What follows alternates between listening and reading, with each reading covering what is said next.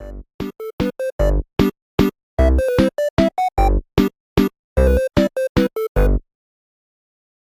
right, so get this. Today we're diving deep into Nintendo. Nintendo, oh yeah. You know, Mario, Zelda, all that good stuff. Yeah. But what's wild is this company, they didn't start with pixels and consoles. We're talking way back, like 1889 Japan, handmade playing cards, the whole deal. It's true. Nintendo Kopai, way back then, they were founded by this guy, Fusajiro Yamachi. Okay, so playing cards, handmade, that's got to be a niche market even back then, right? Well, here's the thing. He was making Hanafuda cards. Hmm. You know, those Japanese playing cards with all the intricate flower designs. Oh, okay, so like beautiful artistic cars. Exactly. Okay. But here's where it gets interesting. Japan at the time, they had this big gambling ban. Oh, right, I'd forgotten about that. So most gambling, totally outlawed. Yeah. Makes sense, but then how did Nintendo survive if they were making playing cards? This Yamauchi guy, he was clever. See, Hanafuda with the flowers, not numbers. They were seen as a game of skill. Oh, so they slipped through the cracks. Exactly. Yeah. Not gambling, skill-based, totally different. And while other businesses were struggling with the ban, Nintendo, they were thriving. That's some serious foresight. Right, to read the market like that. But that's not all. These cards they were making, high-quality stuff, built to last. Sure, but wouldn't that be bad for business? I mean, people wouldn't need replacements as often, right? You'd think so, wouldn't you? Yeah. But Yamauchi, he had a plan. He introduces this more affordable line of cards, the Tengu line. Okay, so he's covering all his bases. Exactly. High-end, low-end. He was already thinking about different parts of the market way back then. Wow, so we've got a company that can navigate tricky laws and already understands market segmentation. Anything else in these early years that screams future video game giant? Oh, absolutely. So, remember I mentioned Hanafuda? Bit of a shady side to that market back then, tied to organized crime, Yakuza, and all that. No way, really? Oh yeah, lots of card makers. They steered clear, wanted nothing to do with it, understandably. Yeah, I don't blame them. But Yamauchi, not afraid of a little risk, he jumps right in. Shows you that boldness, that willingness to, take a gamble. It's in Nintendo's DNA. That's wild. Okay, so we've got this playing card empire, navigating regulations, rubbing shoulders with, well, Yeah. you'd think they'd stick with what they know. And for a while they did, even expanding. Get this, they land a deal with Disney in the 1960s. Disney, as in Mickey Mouse Disney. The one and only. Nintendo's making playing cards, but now they've got Mickey Mouse on them. I mean, it makes sense, but it's not exactly the next step you'd expect. But think about it. That deal showed they understood branding, licensing, all that jazz, way before it was, the thing. True, true. So they're playing the long game here. But they weren't just sticking to cards forever, were they? Nope. They dabbled in all sorts of things. Instant rice, love hotels. Love hotels. Seriously. Yep. Even a taxi service at one point. Talk about a mixed bag. Right. You'd never guess what they'd become later on. But, looking back, each of those ventures, they taught Nintendo something. Like a real-world MBA. Exactly. How to read a market, how to manage a business, all that. Crucial skills for what's coming next. But the biggest move? Hiring this guy, Gunpei Yokoi, 1965. Yokoi. That name rings a bell. Why is he so important? Well, at first, he's just maintaining the card-making machines, right? But Yokoi, he's got this knack for electronics. And that little detail, that's going to change everything for Nintendo. Okay, now you've got me hooked. But before we jump into the world of electronics and the birth of video games as we know it, we need to talk about Nintendo's first techie invention. So, you want to talk tech? Let's talk about those old light gun games. Oh, man, those take me back. Right, you'd see them in arcades, bowling alleys, all over. Shooting at targets on the screen felt so futuristic back then. And guess what? Nintendo, they were right there at the start of it all. Wait, seriously? Nintendo made light guns? Oh yeah, 1970 they released this thing, the beam gun. Beam gun? First electronic toy they ever made.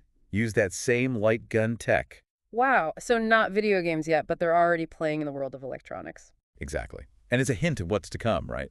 This move towards interactive entertainment. So did the beam gun lead them straight to making their own video games? Funny you should ask, because they actually took a bit of a detour first. A detour. So they got this cool light gun tech, right? And it catches the eye of another company, Magnavox. Magnavox, that rings a bell. Weren't they big in the early days of home consoles? Bingo. They made the Odyssey, one of the very first home video game consoles. No way. And Nintendo worked with them. Oh yeah, they licensed the beam gun tech to Magnavox, so they're basically making parts for one of the first gaming consoles. That's some serious business savvy right there. Talk about being in the right place at the right time. Right. They're learning the ropes, making connections, all while still profiting from their own tech. Smart move.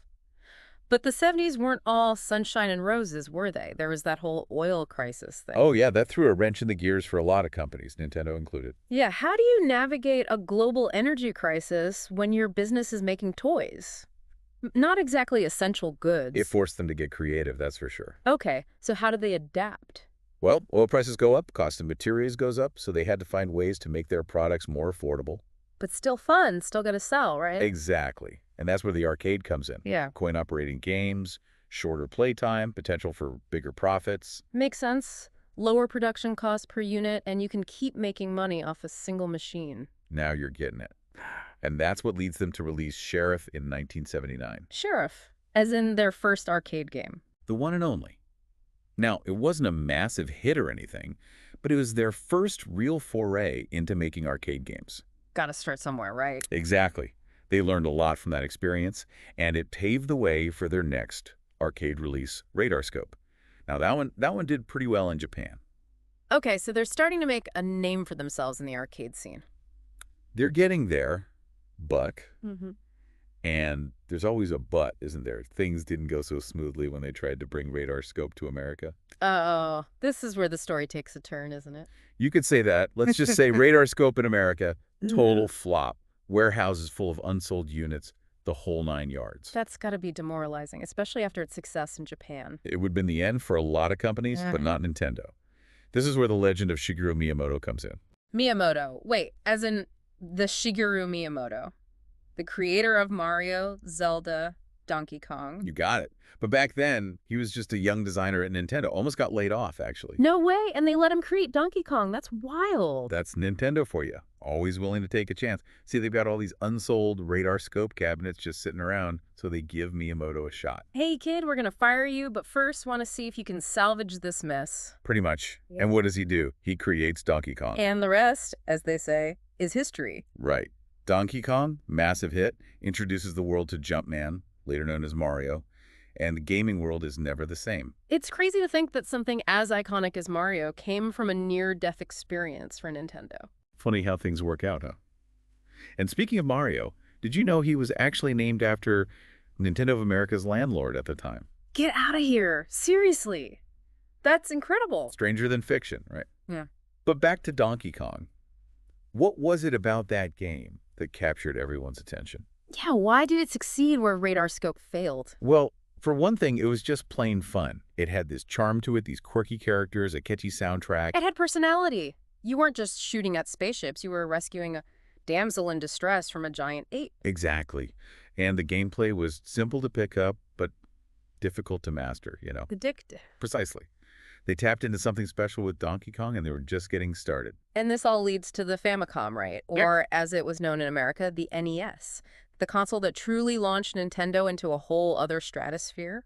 This is where things get really interesting. Because remember that video game crash of '83? Wiped out a lot of Nintendo's competitors. Yeah, the market was flooded with all these cheap, poorly made games. Not exactly a recipe for success, right? But Nintendo, they saw an opportunity in all that chaos. So what did they do? So they had this mess, this crash, and somehow they turned it into... A golden opportunity. See, while other companies, they were cutting corners, Nintendo, they doubled down on quality. Yeah, the legendary seal of quality. That little gold sticker, it meant something. It was like a stamp of approval. You knew a game with that seal, it was going to be good. Exactly.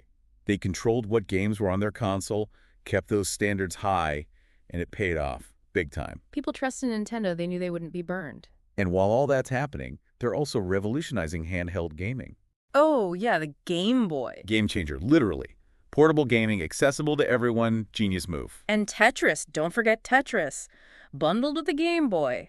Pure addiction. Smartest decision ever. Seriously, who could resist that? I spent countless hours on that game. Everyone did. Exactly. But even with all that success, they didn't stop there. There's that Nintendo spirit again. Always pushing, always innovating. And sometimes taking some unexpected turns. Remember that deal they had with Sony? Sony, wait a minute, as in PlayStation Sony. One in the same. They were working together, a CD-ROM add-on for the Super Famicom. Can you believe it? No way. So what happened? Why didn't that pan out? We could be living in a very different world right now. Right. Details are a little murky, but the deal fell through. Sony goes on to make the PlayStation. And a rivalry for the ages is born. Yeah. Exactly. History in the making, all because of a failed partnership. Incredible. But even without Sony, Nintendo, they just kept on trucking. Oh yeah. Super NES comes out, 16-bit graphics, blowing everyone's minds. And they experimented with some really out there stuff too, right? Remember the Satellaview? Satellaview. Doesn't ring a bell. Only released in Japan, this thing for the Super Famicom. Let you download games, magazines, even had live events, all through satellite. Wow. Ahead of their time much. Sounds like the precursor to online gaming as we know it. It was, but way too early. The tech wasn't quite there. Most people didn't even know what it was. Proves they were never afraid to try new things, even if it meant flopping sometimes. And flop they did. Remember the Virtual Boy? Oh, the Virtual Boy. That thing was something else. Ambitious, sure, trying to bring 3D gaming to the masses, but man, those headaches. I think I still have nightmares about that red and black color scheme. Definitely not their finest moment, but hey, even geniuses strike out sometimes. True, true. But then they came back swinging with the N64. Now that was a console. Analog stick, rumble pack, 3D worlds that blew us all away. Mario 64, Zelda, Ocarina of Time, GoldenEye, Diablo 07. So many classics. And they stuck to cartridges, even when everyone else was moving to CDs. Stubborn as ever, that Nintendo. Sometimes it worked in their favor, sometimes not so much. But hey, that's Nintendo for you. Always willing to do things their own way. And that's what led to the GameCube, right? The little purple lunchbox, a solid console, some amazing games, but it faced stiff competition, PlayStation 2, Xbox. It was a whole different ballgame. Yeah, the PS2's DVD player, the Xbox Live online gaming. Yeah. They were tough to beat. But Nintendo, they had a trick up their sleeve. See, they weren't just going to compete on power or specs. They had something else in mind. And that something else was the Nintendo Wii. The console that took the world by storm. Motion controls, intuitive gameplay. Everyone and their grandma was playing Wii Sports. It wasn't just a game console, it was a social phenomenon. Exactly.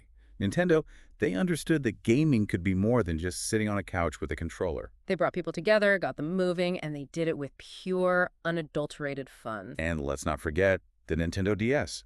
Dual screens, touch controls, another example of Nintendo doing things differently. Brain Age, Nintendogs, Pokémon Diamond and Pearl. So many great games. They proved that innovation wasn't just about raw power. It was about creating engaging experiences. Which brings us to the Wii U.